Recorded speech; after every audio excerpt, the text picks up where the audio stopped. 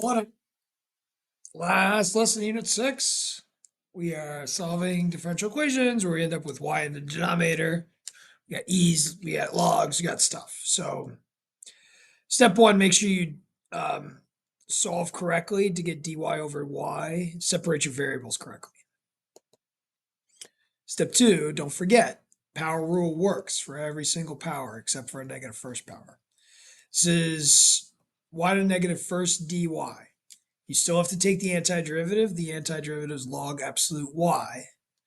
Antiderivative 2x, x squared plus c. Just looking at some.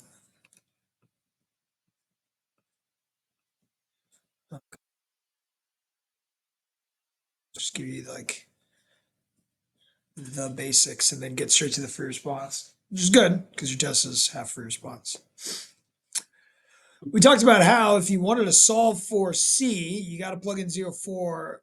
There are times when we can wait to find c later because by using exponent properties, we can write e to the x squared plus c as e to the x squared times e to the c. And then that becomes c, a different c. This is like c1. So this is c2. And moving forward, I'll write it in front. You don't have to have it as c2. You could have it just as c. This is c. This stays c. Boom, you have this absolute y equals c2 e to the x squared. Now, here's the thing, guys. You can essentially just ignore the absolute value. You are supposed to say y could equal positive or negative c e to the x squared.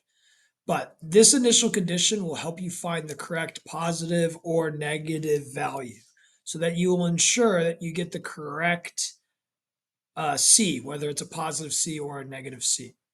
So what I'm trying to tell you is you can remove the absolute value. You don't have to worry about the plus or minus. When you find c by plugging in 4 and 0, you get the correct sign. We get y has to equal positive 4 e to the x squared. Okay. I divided by y. I'm going to divide by y here too. I'm going to multiply by dx, divide by y. I like writing it dy over y, but it's the same as 1 over y times dy. I just kind of like this because it kind of forces you to rewrite it as y to the negative first dy versus having 1 over y times dy. I don't know. Maybe I like it. Maybe I don't. But dy over y, it turns into y to the negative first dy. And then we know the antiderivative of a negative first power is log absolute. Don't forget antiderivative of simple chains. We take the antiderivative of the outside. We have to undo the derivative of the inside. So I'm going to have a negative. I have cosine 2x, but I'm also going to need a 1/2. Okay, plus c. Again, to solve for y, we would take e to the entire right side. This is very important when you are doing these steps. You're taking the entire side. C ends up in whatever you're doing, not outside as a plus c on the outside. Okay, so this is e to the negative 1/2 cos 2x times e to the c, which becomes a different c. If this is a c1, this would be a different c, c2, but c2 e to the negative 1/2 cos 2x. Okay, and then we plug in 0, 2. Oh, 2 equals c2 e to the negative 1/2. The cosine of 0 is 1, so that's that. But guess what? Free response, we don't worry. I could rewrite this as e to the positive 1/2 and multiply, or I could just divide by e to the negative 1/2. It's up to you. I think it's probably nicer to write it as 2 times e to the positive 1/2 equals c2, because again, I wrote this as e to the positive 1/2 and then multiplied. Or you could say that you have 2 over e to the negative 1/2, and that's equal to your c.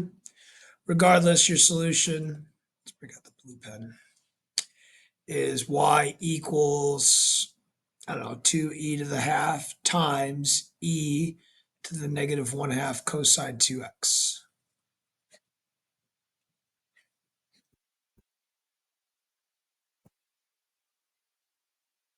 Okay, this is a good one. I'm going to divide by y because y is in the numerator. I'm going to multiply by dx, so I get that dy over y equals 1 over x dx. To antiderive both of these sides, we need a negative first power. This is a negative first power too. And we'll have log absolute.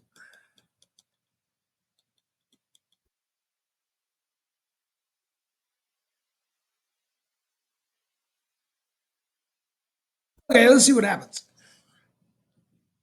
I'm going to get rid of this. I'm going to go e to a power. I'm going to be careful here. I'm going to put e to that entire side. And I'm not going to simplify yet until I really know what I'm doing. Well, I can rewrite this using my reverse exponent property as e to the c. And that turns into a c2, which I'll write in front. So I got c2 e to the log absolute x. Well, now that it's just e to the log absolute x, I could just write that as absolute x. So it's not absolute x plus c, it's absolute x times c. Now, I got to keep that absolute x, but I can make the y positive and I'll have the c2 times absolute x. It's like, why don't we ignore the x? Honestly, don't worry about it too much. You'll be fine. We get c2 is 3. So we get y equals 3 absolute x. Cool.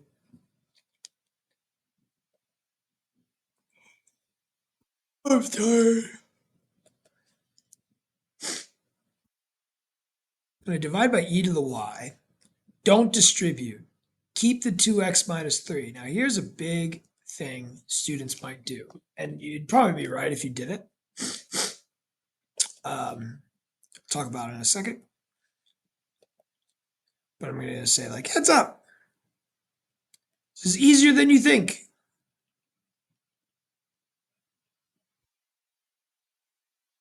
Why do I say that? Left side we talked about in class is e to the negative y. It's not e to the y to the negative first, and you say the antiderivative is log e to the negative y. No, the antiderivative of e to the y is e to the y. So e to the negative y will be e to the negative y, but then you got to undo the derivative. You'll have a negative one. Okay. You might be seeing these parentheses and thinking, oh, I need to like think about this as a first power. No, like if I asked you to take the antiderivative of 2x minus 3, you can take the antiderivative of 2x and the antiderivative of 3.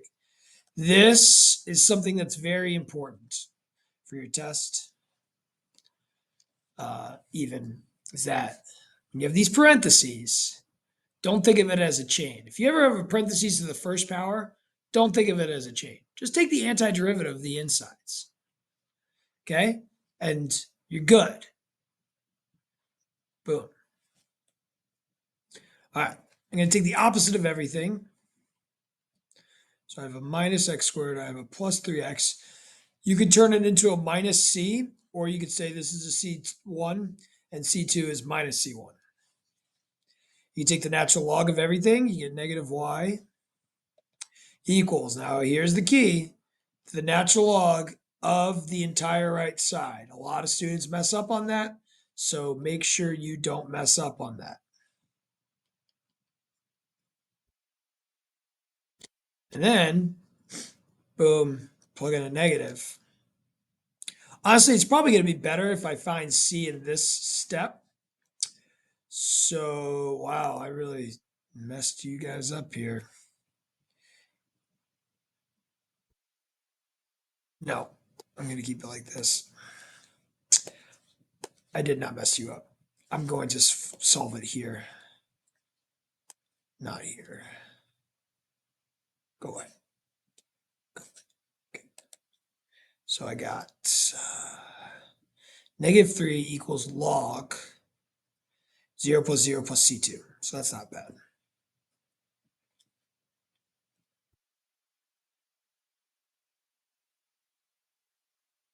Take e to the power, e to the negative third equals C2.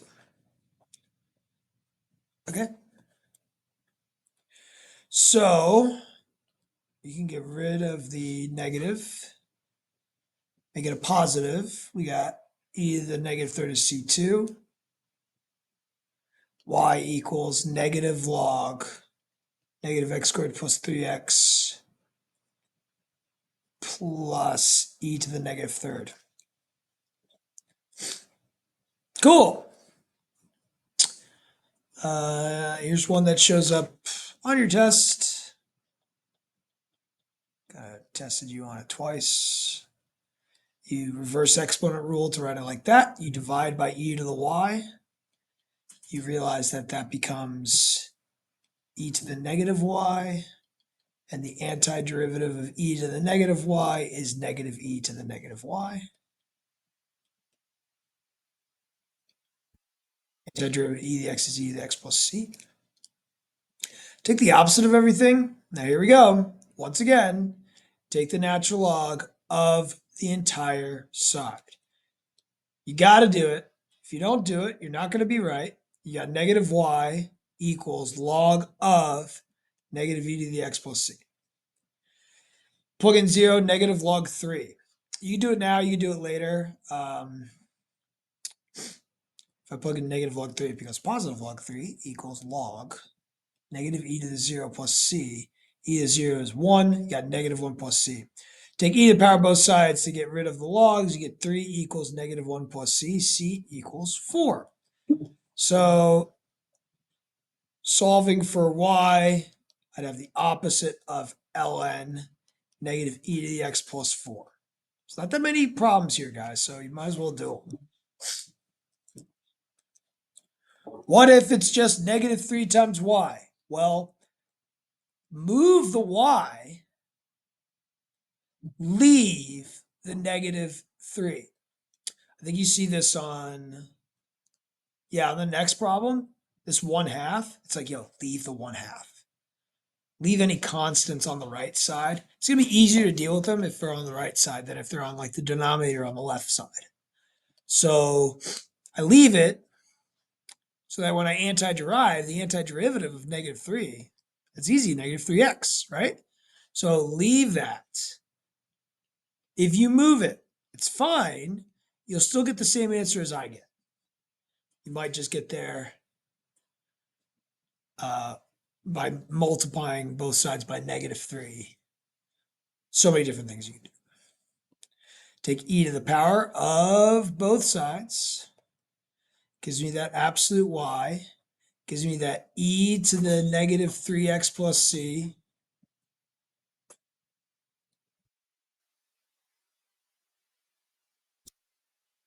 All right, we got e to the negative 3x times e to the c becomes a c. I'm going to move it out in front. I'll call it c2 if this is c1 because it's different.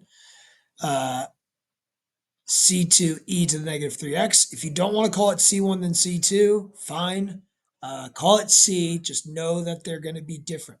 If you find a C earlier, it's probably going to be different than the C that you get later because you'll manipulate those values, okay?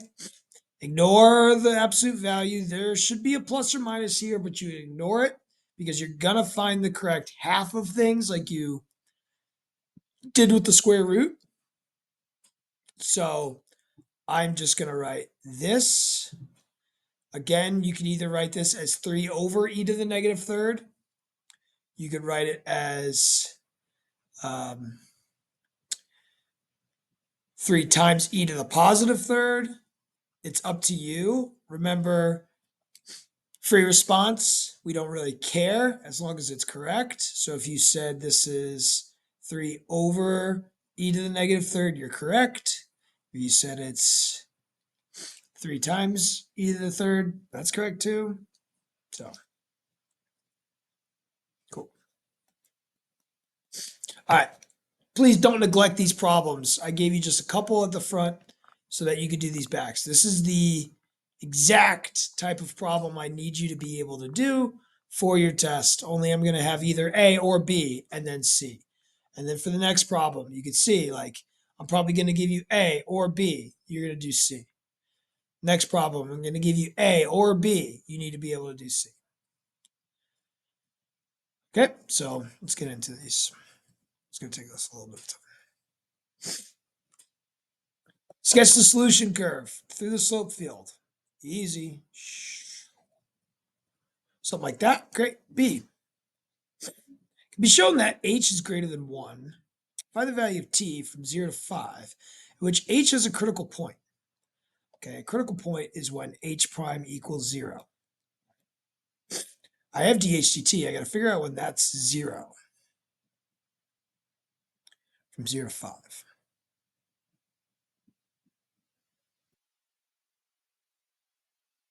Okay, so dh dt, which equals 1/2 h minus 1 cosine t over 2. When does that equal 0?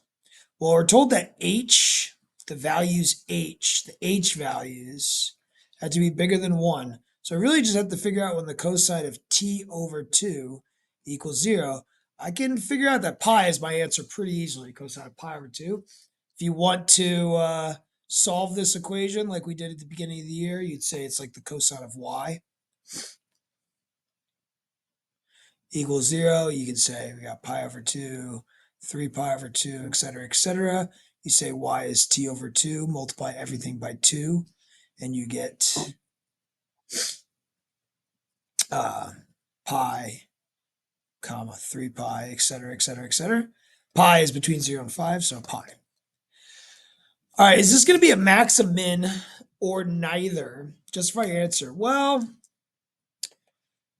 we know we have a max or min based on the signs of our derivative, or based on our concavity. We know our derivative is 0 at t equals pi. We can either do a sign analysis around pi, and then that will determine things, if that's possible, or we could look to take the derivative of dht. Problem with the derivative of dht is you got h's and t's. I'd have to use the product rule. It would be an implicit second derivative, but it's gross.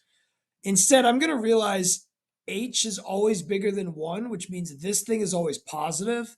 So I'm going to focus my attention around t equals pi and just the cosine of t over 2. And here's my derivative. And let's say I plugged in 1, or let's say I plugged in 0. Cosine of 0 is positive 1. If I plugged in, say, 3, not 3, pi, something bigger than pi, I don't know.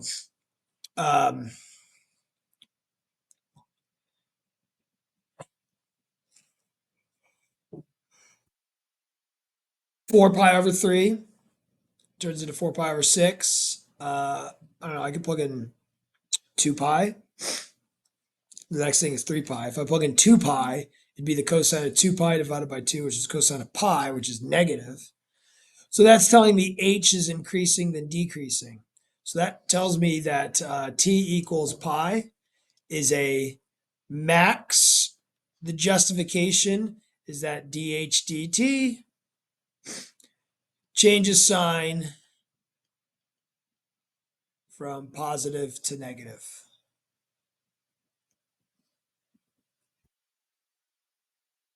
at that location. All right, then we solve.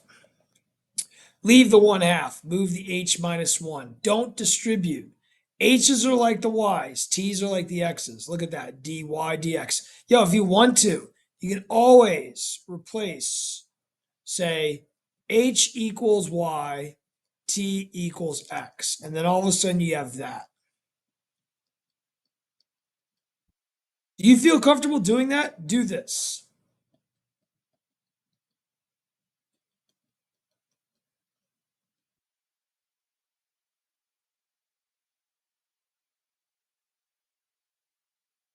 So if you guys are just fast forwarding, understand that you can just rewrite it.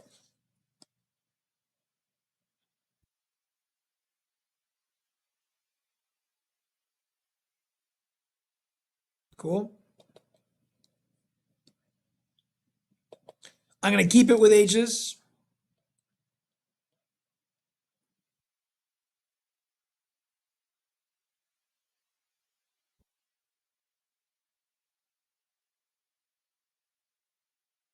To anti-derive this side, I really need to realize that this is h minus 1, not to the first power, to the negative first power.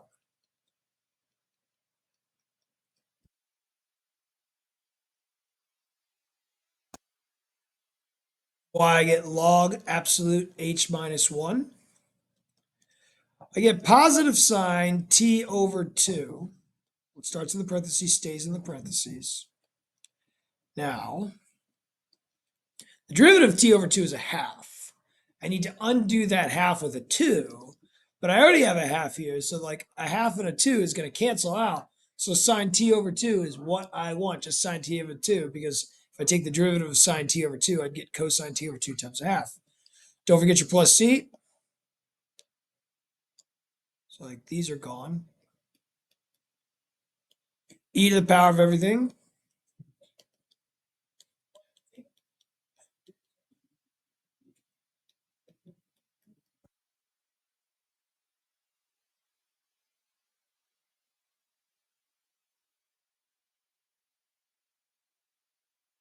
This is C1, this is C1, this is still C1.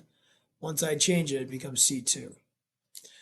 Gonna ignore the absolute value. You're gonna be fine if you just have it disappear on you.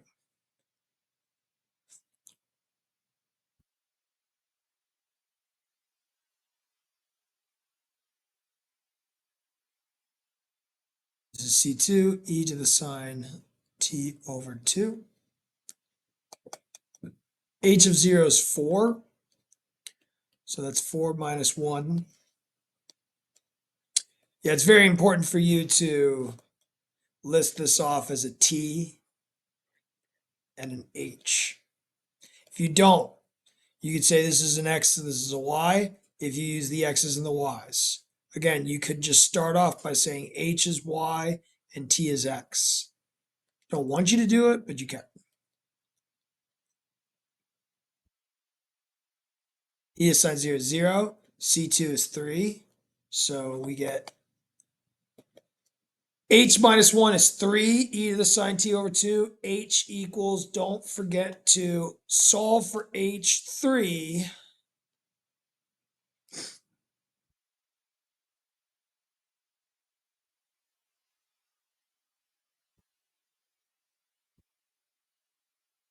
E to the sine t over 2 plus 1. Add the 1 to both sides. Okay.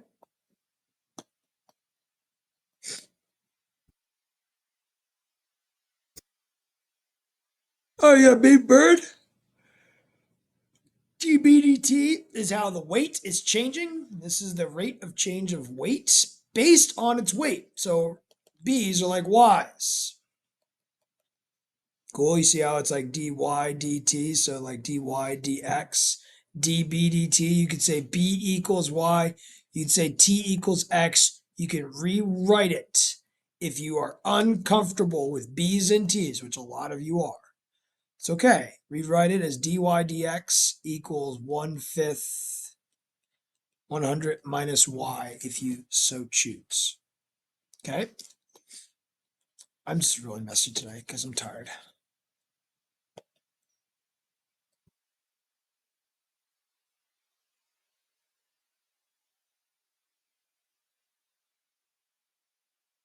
All right.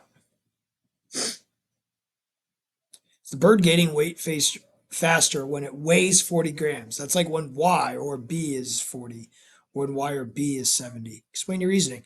This is a classic. Do you understand that this is how quickly b is changing? dB dt is how quickly the weight is changing at a moment in time. Well, at the moment when we have a weight that is 40, I'll have 1/5 times 60.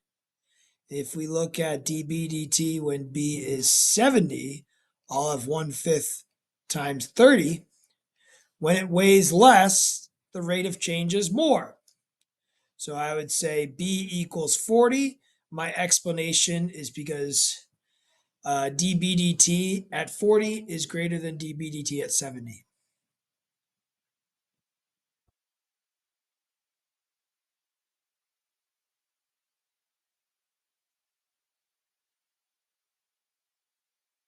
Cool.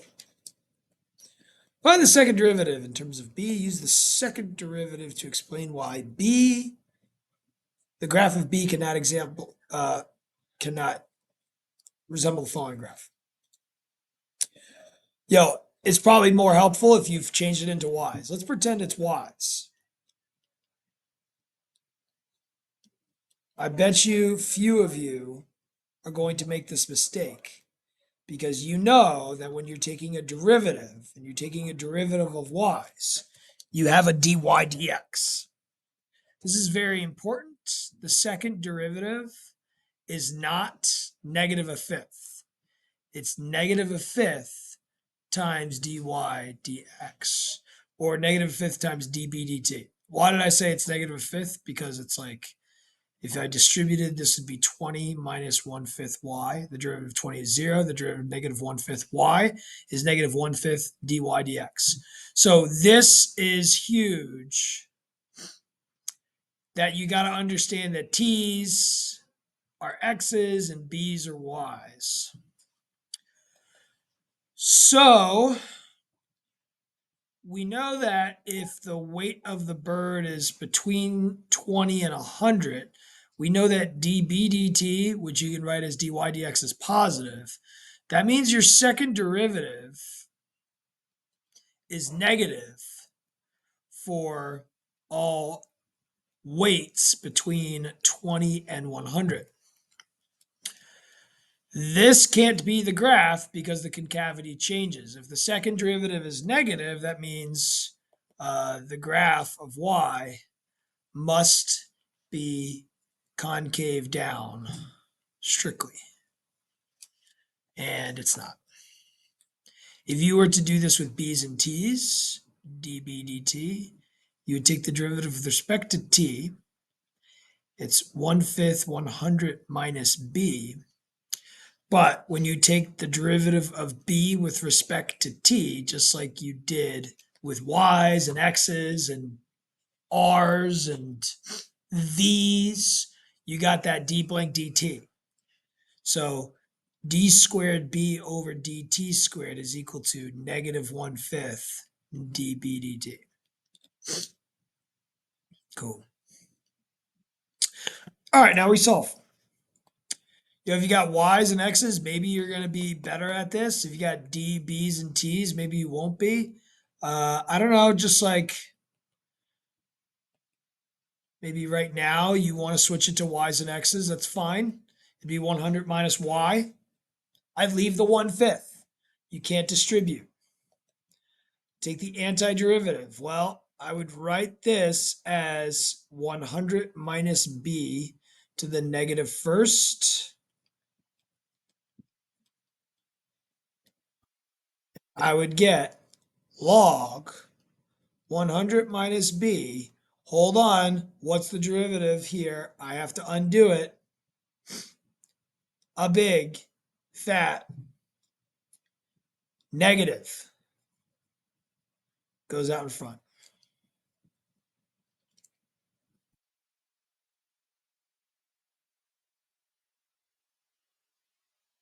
See that? Did you guys see that? Hope you see that. All right, let's do the rest.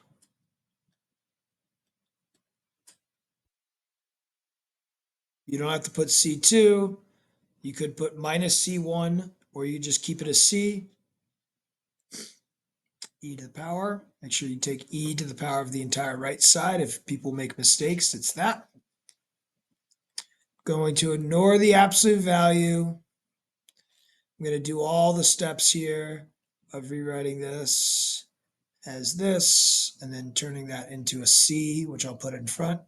So I got C2. This is C3. This is different than C1 and C2. C1 is a positive value. You take, well, C1 is a value. You then take the opposite of C1 to get C2. And then e to the C2 is C3. If you don't do that, it's fine. Just know that this number, every C along the way is probably different.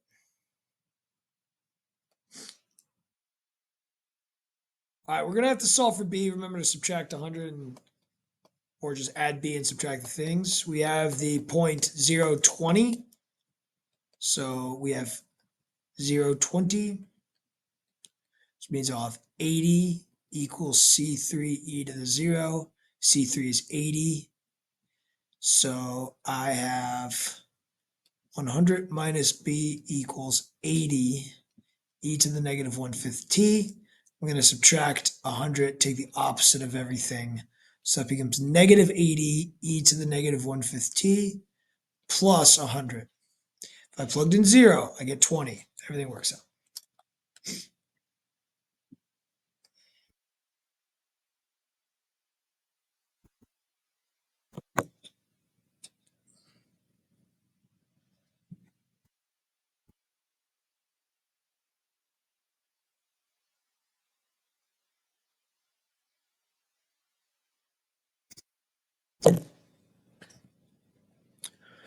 All right, this is from 2016.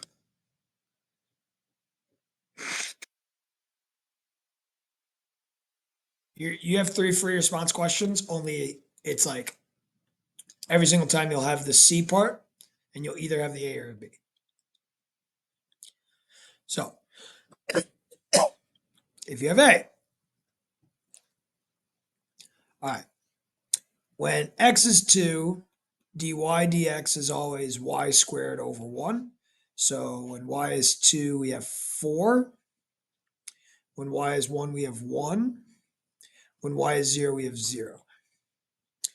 When x is 0, dy dx is negative y squared. So this will be negative 4, negative 1, and also 0.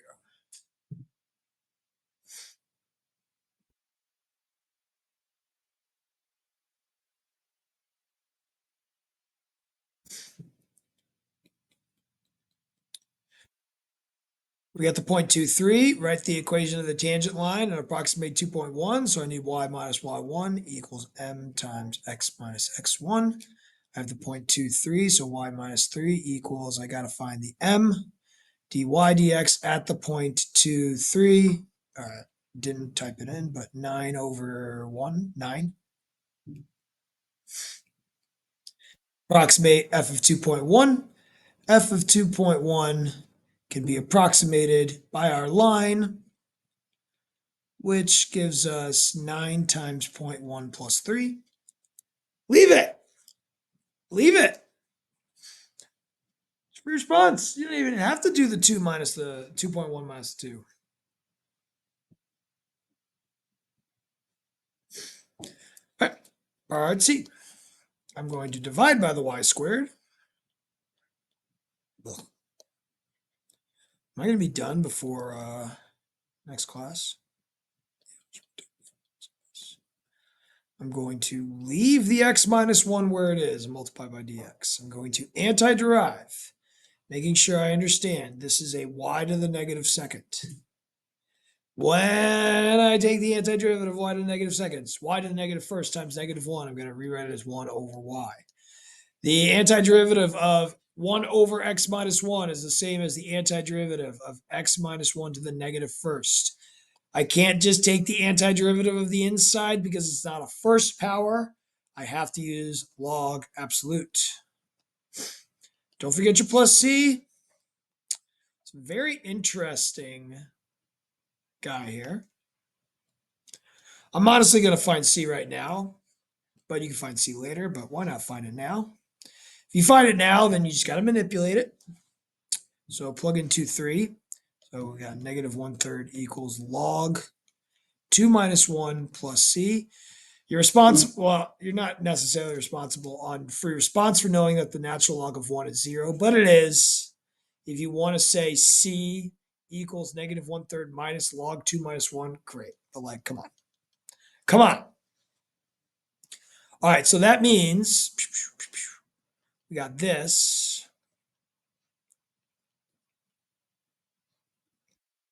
A lot of you are getting all tripped up about flipping the negatives or negatives and flipping. It won't matter. Your answer might look, excuse me, a little bit different from your neighbors, but they probably are the exact same. We flip both sides. And guess what? We actually don't care for free response if you have fractions in uh, quotients, fractions inside of fractions. However, if this were to show up on a multiple choice question, which it very well might, you would have to multiply the top and bottom by 3 to get rid of that 1/3. And yes, if you'd like to, you could say we have 3 over negative 3 log absolute x minus 1 plus 1. But this is for multiple choice, and this version up here is for free response.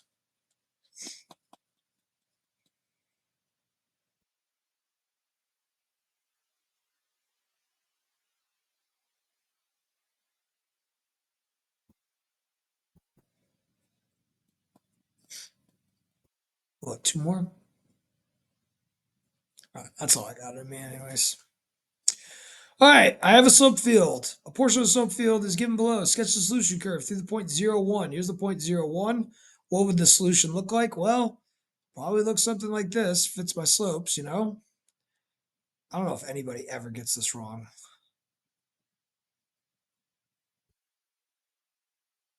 Maybe if you like really stink at it, like I do. Ha! All right. Write an equation for the line tangent to the curve. Okay, so I need a y minus y1. I need an m x minus x1. I get the point 0, 1. I got m dy dx at 0, 1 is 3 minus 1 cosine 0. That's 2. To approximate y, f of 0.2 is going to be approximately y of 0.2.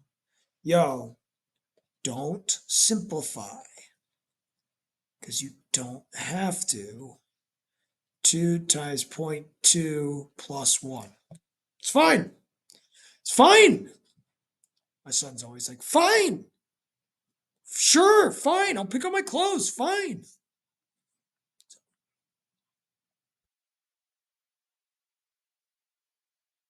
Whatever. You guys don't even go back, anyways. You guys just fast forward, fast forward, fast forward. Those of you who are not fast forward right now, respect. Yo, you're the best. Those of you who are, you don't even know what I'm saying right now. You don't even know what you're saying. So you don't even hear what I say. Like, yeah, sometimes I get upset. I'm not gonna say anything worse than that. Sometimes I get upset. And I know that these could be used to help. All right, solve. Find the particular solution to the differential equation. What does that mean? Go backwards. Find the original equation. Okay, let's not forget that.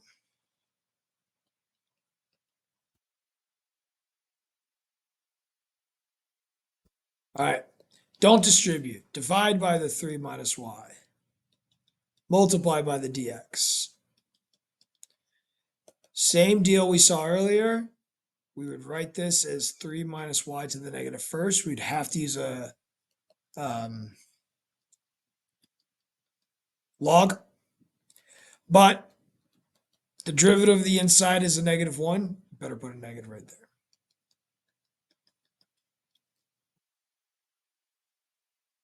0, 1. Great. Opposite, opposite. This becomes a C2. E to the power, e to the entire side. Ignore the absolute. Ignore the fact that we'll need a plus or minus.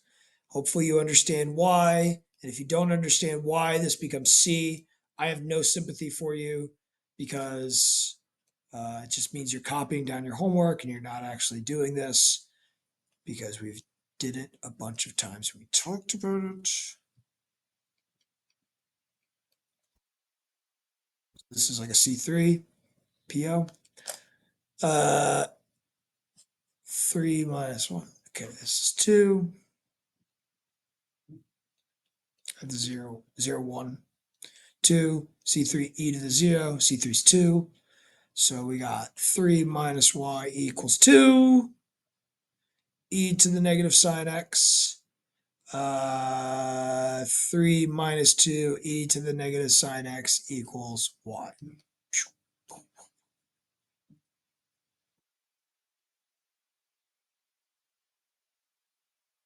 Sad. Oh, good. Good question to end on. All right. I won't feel bad if you screw this up. All right. Y minus 0 equals 1, 0. dy dx at 1, 0. I need to like close my eyes. E to 0. 3 minus 6. Negative 3. Equals negative 3. X minus 1. 1.2. F of 1.2 is approximately y of 1.2, which equals negative 3 times 1.2 minus 1 plus 0. Leave it. There's that. Great. B. Let's do this. Divide by e to the y. Hopefully we've seen this enough. You got these parentheses 3x squared minus 6x dx.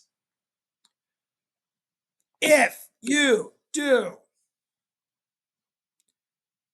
3x squared minus 6x squared with a 1/2 and a 1 over 6x minus 6, you are dead wrong, wrong, wrong, wrong, wrong, wrong, wrong, wrong, wrong, wrong, wrong, wrong, wrong, wrong, wrong, wrong.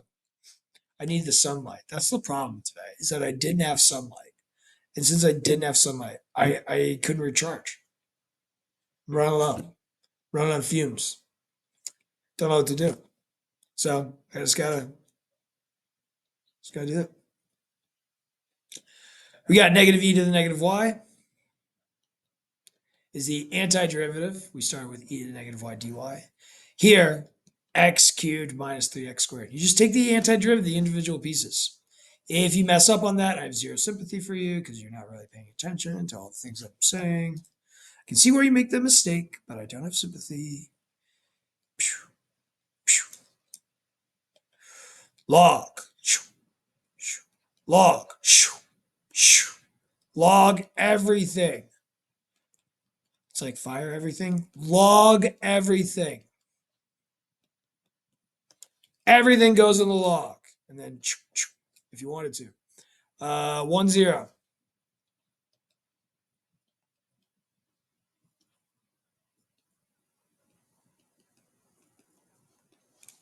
Really? 1, 0? 1, 0. Okay. 0.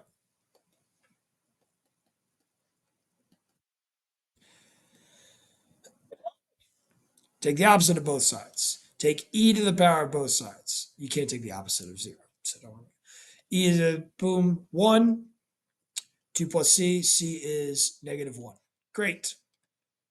Probably would have been easier to plug in and find c here, because if you plugged in 0 for y, you would have gotten that negative 1 equals 1 minus 3, which is negative 2. Plug in, you got positive 1, but then you had taken the opposite of it to get negative 1, so it all worked out. And then we have our solution, and everybody needs to do well in this test because this class gets harder. But since Mr. Mester is your teacher, you're going to have every chance to really understand what you're doing. There's no excuses. Do calculus like a champion. And hope you guys have a great weekend. I hope we got a snow day. You think it was snow day Tuesday? Snow day Tuesday. Peace.